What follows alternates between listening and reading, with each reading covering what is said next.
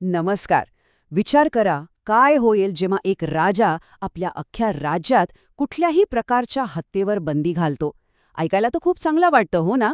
पण याच एका चांगल्या कामामुळे एक राक्षस प्रचंड संतापतो आणि मग राजाला वाचवण्यासाठी थेट स्वर्गातून एक रक्षक अवतरतो.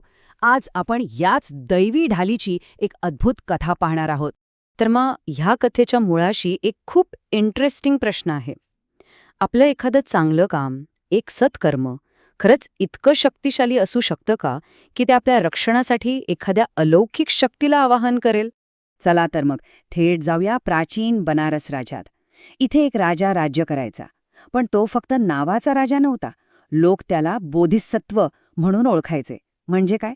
तर एक अत्यंत धार्मिक आणि करुणाळू व्यक्ती.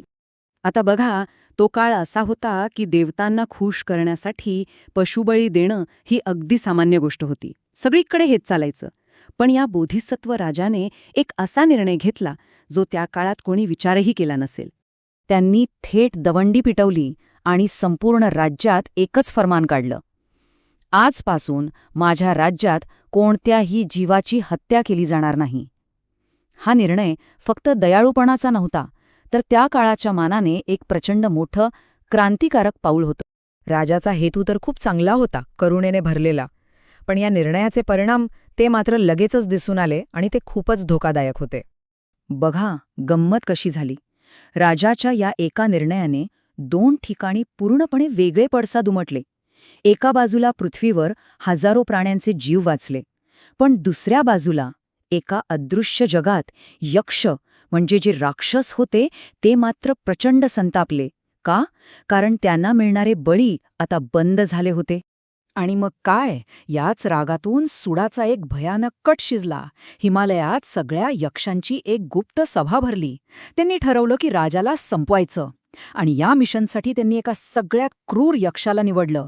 त्याचं शस्त्र घराच्या घुमटा एवढा मोठा आगीने धगधगणारा लोखंडाचा गोळा, आणि निशाण्यावर होता तोच आपला धार्मिक राजा. आता कथेचा सीन बदलतो. आपण येतो थेट राजाच्या महालात, जिथे एक भयंकर आणि तणावपूर्ण प्रसंग घडणार आहे. ती रात्र होती, मध्यरात्र उलटून गेली होती आणि तो राक्षस तो थेट राजाच्या पलंगाशेजारी प्रकट झाला. जरा कल्पना करा, मध्यरात्री शांत महालात तुमच्या बिछाण्याजवळ एक राक्षस उभा आहे. किती भीतीदायक असेल ते दृश्य. पण तो राजा काही सामान्य नव्हता. तो अजिबात घाबरला नाही. उलट त्याने एकदम शांतपणे त्या राक्षसाकडे पाहिलं आणि थेट सवाल केला, तू इथे आला आहेस ते माझं रक्षण करायला की माझा नाश करायला?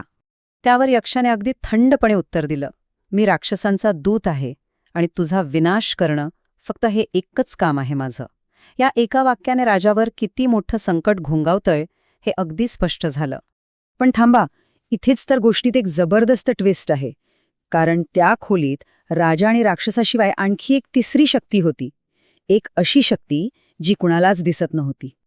तो यक्ष पुढे जे बोलला ते खरंच आश्चर्यकारक होतं. तो म्हणाला, पण माझा हा धगधगणारा गोळा काहीच कामाचा नाही. कारण ज्या डोक्याचं रक्षण स्वतः इंद्रदेव करतोय त्यावर मी हल्ला करूच शकत नाही.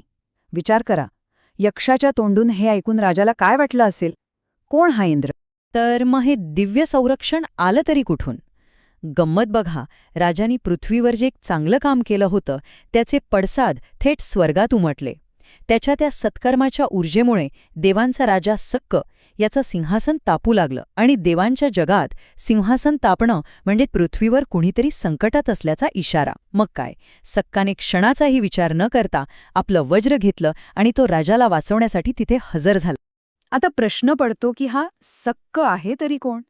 तर सक्क म्हणजे देवांचा राजा, जो स्वर्गावर राज्य करतो. आणि हो, ह्याच सक्कला आपण इंद्र या नावानेही ओळखतो.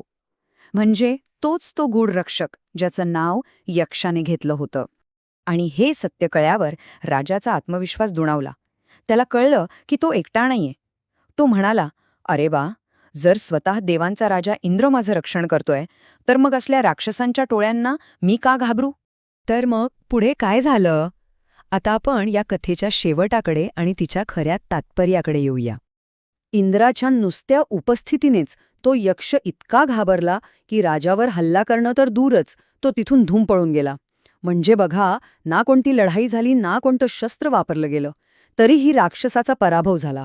आणि मग सक्काने म्हणजे इंद्राने राजाला एक मोठं आश्वासन दिलं. तो म्हणाला, राजा, आता कसलीही भीती बाळगू नकोस.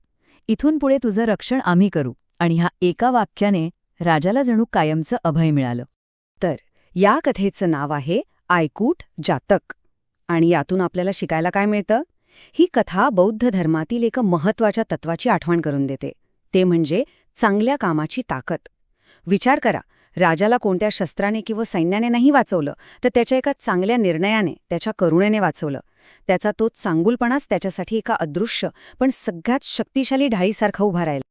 आणि ही हजारो वर्षांपूर्वीची कथा आजही आपल्याला एका मोठ्या प्रश्नावर विचार करायला भाग पाडते.